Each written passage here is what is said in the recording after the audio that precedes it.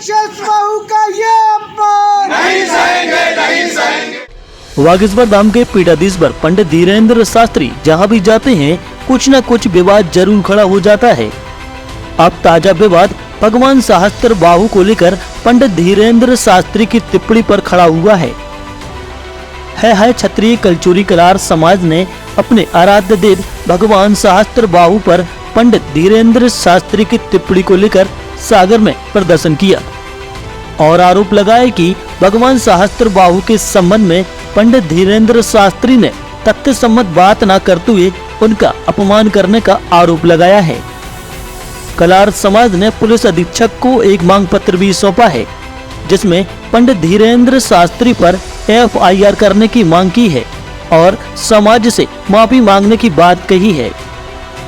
आज शुक्रवार को SP ऑफिस पहुंचे क्षत्रिय कलचुरी कलार समाज ने कहा है कि पंडित धीरेन्द्र शास्त्री के बयान से समाज में रोष व्याप्त है और सामाजिक सौहार्द बिगड़ सकता है। यहाँ पर बहुत से बुद्धि और तर्क के लोग ब्राह्मण और क्षत्रियों में आपस में टकराने के लिए उपाय करते रहते हैं कि 21 बार क्षत्रियों से विहीन भूमि कर दी, भू कर दी, पृथ्वी कर दी। बात मजाक और हंसी की बात यह है कि अगर 21 बार क्षत्रियों को मारा तो क्या एक बार में जब सभी क्षत्रियों को मार दिया तो फिर 20 बार क्षत्रिय कहां से आए? जब एक बार में ही सभी क्षत्रियों का पृथ्वी विहीन हो गई तो फिर 20 बार कहां से आए? और फिर 21 बार की क्या जरूरत पड़ी हो? ये क्षत्रिय अचानक पर प्रकट कहां से हो जाते थे? इस पर थोड़ी सी चर्चा करते हैं। सहस्त्रबाहु जिस वंश से था उस वंश का नाम था है वंश। है वंश के विनाश के लिए भगवान परशुराम ने परसा अपने हाथ में उठाया। है वंश का राजा बड़ा ही कुकर्मी, साधुओं पर अत्याचार करने वाला, स्त्रियों पर बलात्कार करने वाले जितने भी क्षत्रिय वंश के राजा थे ऐसे आतताइयों के खिलाफ परसा उठाया भगवान परशुराम ने। और शास्त्र में कहा है परित्राणाय साधूनाम विनाशाय च दुष्कृताम। साधु का काम ही है दुष्टों को ठिकाने लगाते रहना।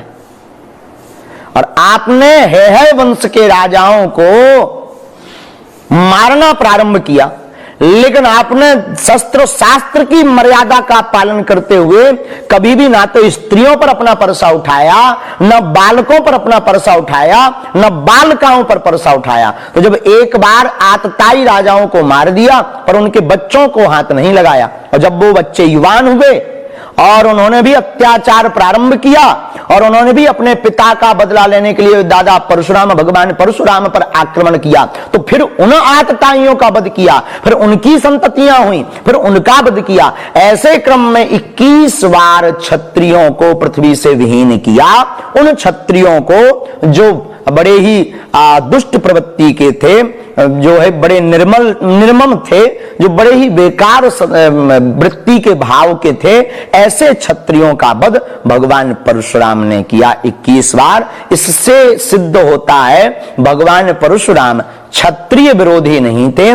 भगवान परशुराम तो पापाचारी अत्याचारी मानवों के विरोधी थे और ऐसे व्यक्तियों का वध करना ही शास्त्र कहता आतताई वधारणा। आतताई का वध करना अधर्म नहीं है।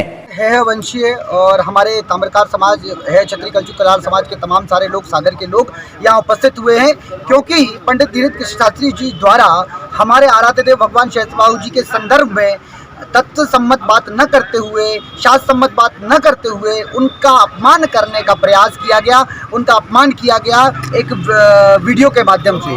इसी से सारा ये पूरा मामला है और हम लोगों को रोष व्यक्त करने और हमारी मांग है आज यहाँ SP साहब के समक्ष हम लोग उपस्थित हुए हैं कि उनके खिलाफ जो है FIR दर्ज कराई जाए, अन्यथा की स्थिति में वे सारी समाज से माफी मांगे और भगवान सहस्त्रबाहु की महिमा और उनके बारे में जो वृत्तांत भागवत पुराण में और तमाम पुराणों में है उनके बारे में भी स्वयं लोगों को बताएं।